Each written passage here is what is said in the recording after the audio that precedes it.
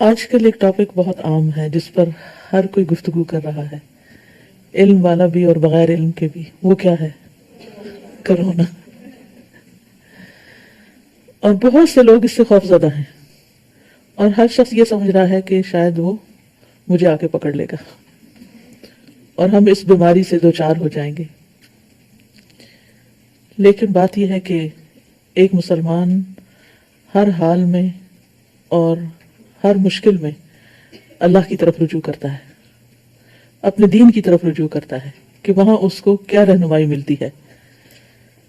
تو اس حوالے سے چند باتیں آج آپ کے سامنے کروں گی کہ اس سارے سیناریو میں بحیثیت ایک مومن کے ہمارا رویہ کیا ہونا چاہیے، ہمیں کس قسم کی گفتگو کرنی چاہیے، کس قسم کے خیالات ہمارے ہونے چاہیے، کس قسم کے عملی اقدامات ہونے چاہیے، کیا کرنا چاہیے اور کیا نہیں کرنا چاہیے۔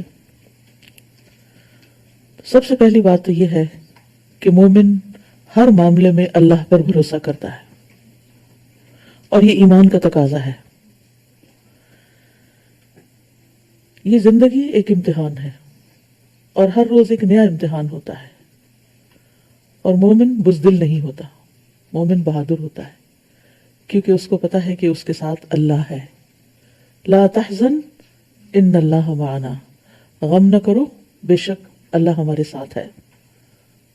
تو ہر معاملے میں، چاہے وہ کرونا ہو یا اس کے علاوہ زندگی میں چلنے والی کوئی اور مشکل ہو، آنے والی کوئی پریشانی ہو، ان سب معاملات میں انسان کو اللہ پر بھروسہ کرنا چاہیے، اور یہ سوچنا چاہیے کہ سارے معاملات اللہ کے ہاتھ میں ہیں۔ تکلیف اسی کے اذن سے آتی ہے اور دور بھی وہی کرتا ہے۔ تو اگر وہ ہمیں پروٹیکٹ کر رہا ہے تو چاہے ساری طرف پھیل جائے، ہمیں نہیں پہنچے گی۔ تو اصل پروٹیکشن اللہ کی پروٹیکشن ہے۔ اور اسی طرح اگر کسی کو تقدیر پہ کے لکھے کی وجہ سے تکلیف آ گئی تو اس کو دور بھی وہی کرے گا۔ تو تکلیف کے دور کرنے میں بھی اسی کی طرف رجوع کرنا ہے، نہ صرف یہ کہ اس بیماری میں، بلکہ زندگی میں کوئی بھی تکلیف ہو، کوئی بھی پریشانی ہو، کوئی بھی مسئلہ چل رہا ہو، ہم کیا کرتے ہیں؟ لوگوں کی طرف دیکھتے ہیں، کون کیا کہہ رہا ہے۔ اور جس طرح آج کل آپ دیکھ رہے ہیں کہ ہر شخص باندھ باندھ کی بولیاں بول رہا ہے، جو دل میں آئے کہہ رہا ہے، طرح طرح کے نسخے بتائے جا رہے ہیں، طرح طرح کی افواہیں پھیلائی جا رہی ہیں، خوف پھیلایا جا رہا ہے۔ یہ مومن کا رویہ نہیں ہو سکتا۔ مومن بغیر تحقیق کی بات نہیں کرتا، مومن بے سوچے سمجھے باتیں نہیں کرتا، مومن ہر سنی سنائی بات پہ یقین نہیں کرتا، کیونکہ کسی شخص کے جھوٹا ہونے کے لیے اتنا ہی کافی ہے کہ وہ ہر سنی سنائی بات کو آگے کر دے، اور بالکل بے بنیاد باتیں جن کے بارے میں کوئی فیکٹس حقیقت میں پتہ ہی نہیں، صرف اسپیکولیشنز، صرف ازمپشنز، صرف سنی سنائی باتیں۔ تو ایسے میں اس سارے پروپیگنڈے سے متاثر ہونے کی بجائے انسان کو یہ سوچنا چاہیے کہ اگر کوئی تکلیف لکھی ہے تو وہ آ کے رہے گی۔ اس سے پہلے کہ وہ آئے، مجھے دعائیں کرنی چاہیے کہ اللہ تعالیٰ مجھے اس سے بچا لے، اور اللہ نے دعائیں سن لی تو بچانا بھی اس کے ہاتھ میں، تکلیف دور کرنا بھی اس کے ہاتھ میں۔ انسان حفاظتی تدابیر بھی اختیار کرے اور علاج معالجہ بھی کرے۔ علاج معالجہ کرنا چاہے وہ توکل کے منافی نہیں، تو بیماری سے بچنے کے لیے جو حفاظتی تدابیر ہیں اس میں کیا ہے کہ ایسی چیزوں کا استعمال کریں جو آپ کی امیونٹی بڑھائیں، کیونکہ وائرسز تو ہر وقت فضا میں ہوتے ہی ہیں، لیکن وہ کس کو اٹیک کرتے ہیں؟ جس کے اندر مدافعاتی نظام جو ہے وہ کام نہیں کرتا یا کم ہوتا ہے، تو اسے ہر طرح کے جراثیم افیکٹ کر جاتے ہیں۔ اور اس میں آپ دیکھیے کہ نبی صلی اللہ علیہ وسلم نے مثال کے طور پر آپ نے فرمایا، بالائی علاقے کی اجوا کھجور کا نہار منہ استعمال کرنا ہر قسم کے جادو اور زہر سے شفا ہے۔ یعنی جو یہ کھجور کھاتا رہے گا اس کو بیماریاں اٹیک نہیں کریں گی، زہر بھی کھا لے تو اس کے اوپر اس کا برا اثر نہیں ہوگا۔ اسی طرح کلونجی جو ہے، شہد، یہ ساری چیزیں جو مصنوعی علاج ہیں، یہ بیماری کے آنے پر بھی کسی معالج کے مشورے کے ساتھ، اور بیماری کے آنے سے پہلے بھی انسان اگر ریگولرلی اپنی روٹین کی غذا میں کسی نہ کسی طرح شامل کر لے ان چیزوں کو، تو اس سے فائدہ ہوگا انشاءاللہ۔ پھر کسی بھی طرح کی وائرس کے اٹیک سے، چاہے کرونا ہو یا کوئی اور ہو، ہم اس سے تو ڈرے بیٹھے ہیں، لیکن اس کے علاوہ کوئی اور بھی تیار ہوں گے اٹیک کرنے کو، تو اس کے لیے صبح شام کی دعائیں اور اذکار، ان کی پابندی کریں۔ اس میں خاص طور پر یہ دعا بسم اللہ الذی لا یضر مع اسمہ شیء فی الارض ولا فی السماء وهو السمیع العلیم۔ عثمان بن عفان رضی اللہ عنہ کہتے ہیں کہ میں نے رسول اللہ صلی اللہ علیہ وسلم سے سنا، آپ فرماتے تھے جس نے شام کو 3 بار یہ دعا پڑھ لی اسے صبح تک اچانک کوئی مصیبت نہیں آئے گی، کوئی اچانک مصیبت نہیں آئے گی، اور وہ ہے بسم اللہ الذی لا یضر مع اسمہ شیء فی الارض ولا فی السماء وهو السمیع العلیم۔ اللہ کے نام سے، وہ ذات کے اس کے نام سے کوئی چیز زمین میں ہو یا آسمان میں نقصان نہیں دے سکتی، اور وہ خوب سنتا ہے اور خوب جانتا ہے۔ اور فرمایا اور جس نے صبح کے وقت یہ دعا پڑھ لی 3 بار، شام تک اسے کوئی مصیبت نہیں آئے گی، یعنی اچانک آ کے پڑھنے والی۔ راوی کہتے ہیں کہ اس حدیث کے روایت کرنے والے ابان بن عثمان کو فالج ہو گیا تھا، تو ان سے حدیث سننے والا ان کو تعجب سے دیکھنے لگا کہ پھر یہ فالج کیسے ہو گیا آپ کو؟ انہوں نے کہا کیا ہوا، مجھے کیا دیکھتے ہو؟ اللہ کی قسم میں نے عثمان رضی اللہ عنہ پہ جھوٹ نہیں بولا، اور نہ عثمان رضی اللہ عنہ نے رسول اللہ صلی اللہ علیہ وسلم پہ جھوٹ بولا، لیکن جس دن مجھے یہ فالج ہوا میں اس دن غصے میں تھا اور یہ کلمات پڑھنے بھول گیا تھا۔ تو اس لیے پابندی کے ساتھ اس کو پڑھیں، اور پڑھنے کا وقت بھی یاد رکھیں کیا ہے۔ پڑھنے کا وقت سورج نکلنے سے پہلے، فجر کی اذان کے بعد سے لے کے سورج نکلنے تک، اور شام کے لیے عصر کی نماز کے بعد سے لے کر مغرب کی نماز تک۔ بعض لوگ مغرب کے بعد پڑھ رہے ہوتے ہیں، وہ صرف اذکار رہ جاتے ہیں، پروٹیکشن نہیں رہتی۔ بعض لوگ سورج نکلنے کے بعد پڑھ رہے ہوتے ہیں۔ تو یہ جو اتنے دنوں سے آپ کو یہ دعا کہلوائی جا رہی ہے، اس کو امید ہے کہ آپ نے زبانی بھی یاد کر لیا ہوگا، کیونکہ جب زبانی یاد کیا ہوتا ہے تو آپ چاہے کچن میں کھڑے ہیں، کہیں واک کر رہے ہیں، کچھ کر رہے ہیں، ساتھ ساتھ بھی اپنے اذکار کر سکتے ہیں۔ پھر اسی طرح عافیت کی دعا، ابن عمر کہتے ہیں کہ رسول اللہ صلی اللہ علیہ وسلم جب صبح اور شام کرتے تو ان دعاؤں کا پڑھنا نہیں چھوڑتے تھے، آپ نے کبھی چھوڑی نہیں تھی۔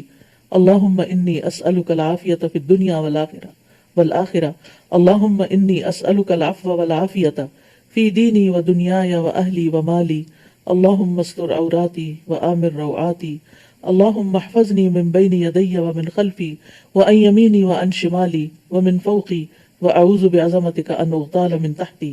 اے اللہ میں تجھ سے دنیا اور آخرت میں عافیت کا سوال کرتا ہوں۔ عافیت کا مطلب یہ کہ مجھے ہر شر سے بچا کے رکھنا، محفوظ رکھنا۔ اے اللہ میں تجھ سے عفو درگزر کی، اپنے دین اور دنیا، اہل و عیال اور اپنے مال میں بہتری اور درستگی کی درخواست کرتا ہوں۔ اے اللہ میری ستر پوشی فرما اور مجھے خوف اور خطرات سے محفوظ رکھ۔ کتنی خوبصورت دعا ہے۔ اے اللہ تو میری حفاظت فرما، میرے آگے سے، میرے پیچھے سے، میرے دائیں سے، میرے بائیں سے، میرے اوپر سے، اور میں تیری عظمت کی پناہ لیتا ہوں اس بات سے کہ میں اچانک اپنے نیچے سے پکڑ لیا جاؤں، یعنی ہر طرف سے، چاروں طرف ہو گیا، ہر طرف سے پروٹیکشن، اوپر سے، نیچے سے، دائیں سے، بائیں سے، آگے سے، پیچھے سے، 6 جانب ہو گئے، یعنی کسی طرف سے بھی کوئی بلا اور کوئی مصیبت مجھ پر نہ آئے۔ پھر رات کو سوتے وقت سورۃ البقرہ کی آخری 2 آیات، ابو مسعود کہتے ہیں کہ نبی صلی اللہ علیہ وسلم نے فرمایا جس نے ہر رات سورۃ البقرہ کی آخری 2 آیات پڑھ لی وہ اسے کافی ہو جائیں گی، ہر طرح کی بلا سے کافی ہے۔ معوذتین اور قل هو اللہ احد، یہ 3 بار صبح اور شام پڑھنا۔ آپ نے فرمایا صبح اور شام 3 بار یہ کہہ لو تو ہر چیز سے تمہاری کفایت ہو جائے گی، ساری بیماریاں اور ساری مصیبتیں اور بلائیں جو ہیں وہ ان سے پروٹیکشن ہو جائے گی۔ اسی طرح خاص طور پر بری بیماریوں سے بچنے کے لیے جو حفاظت کی دعا ہے، ایاک نستعین آپ کے پاس ہے، وہاں حفاظت کی دعائیں موجود ہیں، اس میں سے آپ کی دعا نکال کے پڑھ سکتے ہیں۔ اللہم انی اعوذ بک من البرص والجنون والجذام ومن سیئ الاسقام، اے اللہ میں تیری پناہ چاہتا ہوں برس سے، پاگل پن سے، کوہڑ سے اور بری بیماریوں سے، ساری بری بیماریاں۔ اور ہو سکتا ہے کہ یہ ایک تکلیف آئی ہے، تکلیف آپ تک نہیں پہنچی، کسی دنیا کے کسی اور حصے میں، آپ نے دعائیں پڑھنی شروع کر دی، تو ان دعاؤں کے برکت سے آپ اپنی زندگی میں کسی آنے والی بیماری سے بچ جائیں۔ ہو سکتا ہے کسی کو کینسر ہونے والا ہو، وہ اس سے بچ جائے۔ تو بعض اوقات کوئی تکلیف آتی ہے یا اس کا خوف آتا ہے تو اس سے بچنے کے لیے انسان کوئی وظیفہ شروع کر دیتا ہے، کوئی دعائیں شروع کر دیتا ہے، تو نہ صرف یہ کہ اس سے پروٹیکشن ہو جاتی ہے بلکہ اس کے ساتھ ساتھ اور مصیبتوں سے بھی پروٹیکشن ہو جاتی ہے۔ پھر اسی طرح ناگہانی اچانک آنے والی آفتوں سے، اللہم انی اعوذ بک من زوال نعمتک وتحول عافیتک وفجاءۃ نقمتک ومن جمیع سخطک، اے اللہ میں تیری پناہ چاہتا ہوں اس بات سے کہ تیری دی ہوئی کوئی نعمت چھن جائے، یا تیری دی ہوئی عافیت پلٹ جائے، یا کوئی ناگہانی عذاب آ جائے، اور تیرے تمام غصے سے تیری پناہ چاہتا ہوں۔ پھر آپ دیکھیے کہ حدیث میں آتا ہے کہ سال میں 1 رات ایسی ہوتی ہے جس میں آسمان سے وبائیں اترتی، اس کو وبا کہتے ہیں، انگلش میں وبا کو کیا کہتے ہیں؟ ایپیڈیمک. جی. تو یہ جو متس پھیلائے گئے ہیں نا کہ بیٹھ کے سوپ سے ہو گیا، فلاں سے ہو گیا، فلاں سے ہو گیا، نو ون نوز کہ اوریجن کہاں ہے. صرف یہ خیالات ہیں لوگوں کے. لیکن ہمارا دین ہمیں کیا بتاتا ہے کہ بلائیں جو ہیں وہ اللہ کے اذن سے ہی اترتی ہیں، اللہ نہ چاہے تو نہیں اترتی. تو ہمیں حکم دیا گیا ہے کہ رات کے وقت سوتے وقت اپنے دروازے بند کرو، اپنے برتن ڈھانک کے رکھو، کیونکہ جو کھلا برتن ہوتا ہے اس کے اندر وہ بیماری اتر جاتی ہے، اور پھر انسان اسی میں جب کھانا کھانے لگتا ہے تو وہ بیماری اس کے اندر آ جاتی ہے اور پھر اس سے آگے آگے چل پڑتی ہے. تو اس لیے اگر ہم قرآن و سنت کے تعلیمات پر عمل کرنے والے ہوں تو بہت سی بلاؤں سے، وباؤں سے ویسے ہی بچ سکتے ہیں. پھر اسی طرح بری تقدیر سے حفاظت کی دعا ہے، وہ پڑھیے. اللہم انی اعوذ بک من جہد البلاء ودرک الشقاء وسوء القضاء وشماتۃ الاعداء. میں اللہ کی پناہ چاہتا ہوں سخت مشقت، بد نصیبی کے پانے، بری تقدیر اور دشمنوں کے خوش ہونے سے. پھر ایک اور چیز یہ ہے کہ اگر آپ کسی کو اس بیماری میں مبتلا دیکھیں، بعض اوقات ویڈیو کلپس میں بھی دیکھتے ہیں نا ایسے بیمار لوگوں کو، تو فوراً دعا پڑھیں. الحمدللہ الذی عافانی مما ابتلاک بہ وفضلنی علی کثیر ممن خلق تفضیلا. تمام تعریفیں اسی ذات کے لیے ہیں جس نے مجھے اس مصیبت سے نجات دی جس کے ساتھ اس نے تجھے مبتلا کیا، اور مجھے اپنی اکثر مخلوق پر فضیلت دی، بہت زیادہ فضیلت دینا. یعنی اللہ نے بہت لوگوں سے بھلے حال میں رکھا ہے تو وہ مصیبت اس شخص کو نہیں پہنچے گی. یہ بھی پروٹیکشن کے لیے ہے کہ کسی صاحب مصیبت کو دیکھ کر اپنی عافیت کی دعا کر لی جائے. پھر اسی طرح یہ ہے کہ طہارت کا اہتمام، وضو کا اہتمام. اب اس میں پروٹیکشن میں کیا بتا رہے ہیں ڈاکٹر؟ بار بار ہاتھ میں، مومن تو کھانے سے پہلے ہاتھ دھو رہا ہے، وضو کے لیے ہاتھ دھو رہے ہیں، کسی بھی نجس چیز کو ہاتھ لگایا، بچے کو چینج کیا ہے، خود کسی ایسی جگہ ہاتھ لگ گیا ہے جہاں کوئی گندی یا نجاست ہے، تو ہمیں تو ہر حال میں، یعنی کہ کوئی وائرس ہو یا نہ ہو، بنیادی طور پر ہی ہمیں تعلیم دی گئی ہے کہ ہم صاف ستھرے رہیں. کیوں؟ اس لیے کہ ان اللہ یحب التوابین ویحب المتطہرین. بے شک اللہ پاک صاف رہنے والوں، بہت زیادہ توبہ کرنے والوں اور پاک صاف رہنے والوں سے محبت کرتا ہے. پھر اسی طرح کلی کرنا اور ناک میں پانی ڈالنا. ہر نماز کے ساتھ کلی اور ناک میں پانی ڈالنا. اور ناک میں پانی ڈالنے میں جو زیادہ افضل ہے وہ یہ کہ اوپر تک چڑھائیں تاکہ کڑوا لگنے لگے پانی. اگر دن کے ہر وضو میں آپ نہیں کر سکتے، کیونکہ ہم وضو بھی کیسے کرتے ہیں، بس ایسے ٹچ کر دیتے ہیں پانی، ناک میں چڑھاتے نہیں. اندر کے جراثیم نہیں مرتے، کیونکہ جتنے بھی وائرسز ہیں، جتنے بھی جراثیم ہیں، وہ ناک کے راستے سانس کے گلے تک جاتے ہیں اور پھر پھیپھڑوں میں، اور پھیپھڑے میں جو چیز چلی گئی اس نے تو اسی زندگی حرام کر دیتی. تو اس لیے بہت ضروری ہے کہ ناک کو صاف کرنے کا اہتمام کریں. خاص طور پر جب آپ گھر میں، پبلک پلیسز پہ مشکل ہوتا ہے، لیکن آپ گھر میں ہو تو خوب اچھی طرح پانی چڑھا کے اچھی طرح جھاڑیں. پھر اسی طرح غسل کا اہتمام. اور پھر یہ تو ہے اپنے لیے. عمومی طور پر ایک ذمہ دار فرد کی حیثیت سے جھوٹی اور خوف زدہ کرنے والی خبریں پھیلانے سے بچیں. آپ دیکھیں کہ سوشل میڈیا پہ جتنا اس کا مذاق اڑایا جا رہا ہے اور جتنی افواہیں پھیلائی جا رہی ہیں اور جتنا لوگوں کو خوف زدہ کیا جا رہا ہے اور بے وقوف بنایا جا رہا ہے بعض جگہوں پر، تو ایک مومن کی شان نہیں کہ ایسی کوئی بات کہے، کرے یا آگے فارورڈ کرے. ایسی چیزوں کے پیچھے ہی نہیں پڑنا چاہیے. لا تقف ما لیس لک بہ علم ان السمع والبصر والفؤاد کل اولئک کان عنہ مسئولا. اس چیز کے پیچھے مت پڑو جس کا تمہیں علم نہیں. مت اپنا اوپینین دو، مت اپنی رائے دو جس کا پتہ ہی نہیں، کیونکہ کان، آنکھ اور دل سے سوال کیا جائے گا، ہر ایک سے سوال کیا جائے گا. جو کچھ ان السمع، جو ہم سنتے ہیں آڈیوز میں یا ویسے کسی کی بات یا دیکھتے ہیں، والبصر یا پھر وہ دل میں لے آتے ہیں، سوچتے ہیں اس کے بارے میں، یقین کر لیتے ہیں حالانکہ اس کی کوئی حقیقت ہی نہیں. کل اولئک کان عنہ مسئولا. ان سارے اعضاء سے سوال کیا جائے گا یہ کیا، ان سے ہم کیا کام لیتے رہے. تو اس لیے خوف اور دہشت کا ماحول پیدا نہ کریں، جھوٹی خبریں آگے پھیلانے سے بچیں جن کی کوئی حقیقت اور کوئی بنیاد نہیں. پھر اسی طرح یہ ہے کہ تکلیف اور صبر پر اللہ سے راضی رہیں. یعنی ایک تو تھا نا صبر کریں، اور ایک یہ ہے کہ راضی رہیں. اور راضی رہنے میں کیا ہے، جیسے سورۃ البقرہ میں آتا ہے وَلَنَبْلُوَنَّكُمْ بِشَيْءٍ مِّنَ الْخَوْفِ وَالْجُوعِ ونقص من الاموال والانفس والثمرات وبشر الصابرین الذین اذا اصابتهم مصیبۃ قالوا انا للہ وانا الیہ راجعون اولئک علیہم صلوات من ربہم ورحمہ واولئک هم المہتدون. اور یقیناً ہم تمہیں خوف اور بھوک اور مالوں اور جانوں اور پھلوں کی کمی میں سے کسی نہ کسی چیز کے ساتھ ضرور آزمائیں گے. یعنی امتحان ہوتے رہیں گے، یہ آزمائش نہیں تو کوئی اور ہوگی. اور صبر کرنے والوں کو خوشخبری دے دو کہ جب انہیں کوئی مصیبت پہنچتی ہے تو وہ کہتے ہیں بے شک ہم اللہ کے لیے ہیں اور بے شک ہم اسی کی طرف لوٹنے والے ہیں.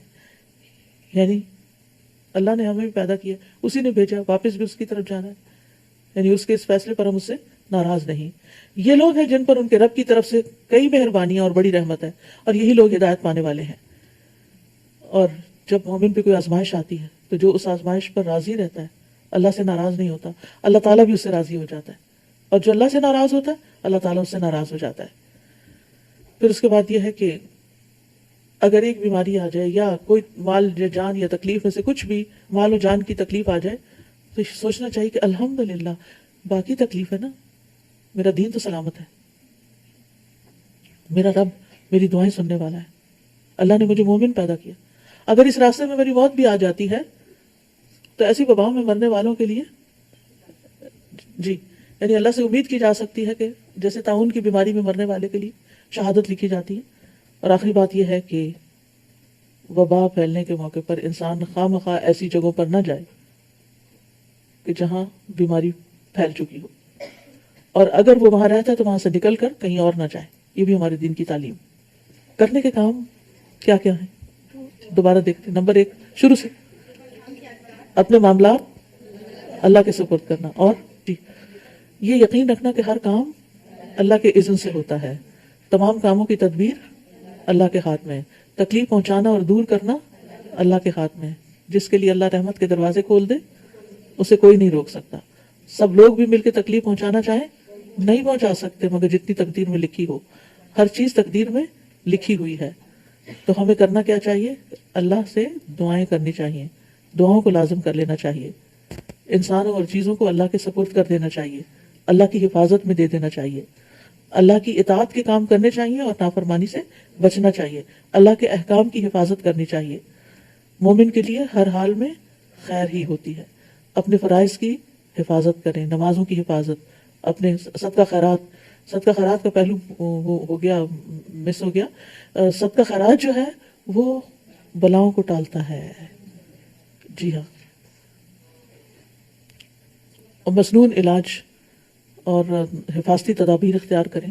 قرآن سے علاج، صبح شام کی دعائیں، خاص طور پر عافیت کی دعا، سورۃ البقرہ کی آخری 2 آیات، معوذتین کا صبح شام پڑھنا، بری بیماریوں سے حفاظت کی دعا پڑھنا، ناگہانی آفتوں سے بچنے کی دعا پڑھنا، بری تقدیر سے حفاظت کی دعا پڑھنا، مبتلا مصیبت کو دیکھ کر جو دعا پڑھی جاتی ہے عافیت کی. پھر اور کیا؟ طہارت کا اہتمام کرنا، کلی کرنا، صحیح طور پر ناک میں پانی ڈالنا، ناک جھاڑنا، ہاتھوں کی صفائی کا خیال کرنا، غسل کرنا، بلا تحقیق باتیں آگے نہیں پہنچانا، خوف و ہراس اور خوف زدہ کرنے والی خبریں نہیں پھیلانا، تکلیف آ جائے تو اس پر صبر کرنا، اجر کی توقع رکھنا، اور ہر حال میں شکر ادا کرنا، خاص طور پر دین کی سلامتی پر شکر ادا کرنا، اور مصیبت آنے پر بھی اللہ کی حمد و ثنا کرتے رہنا، اور وبائی علاقوں میں جانے سے پرہیز کرنا.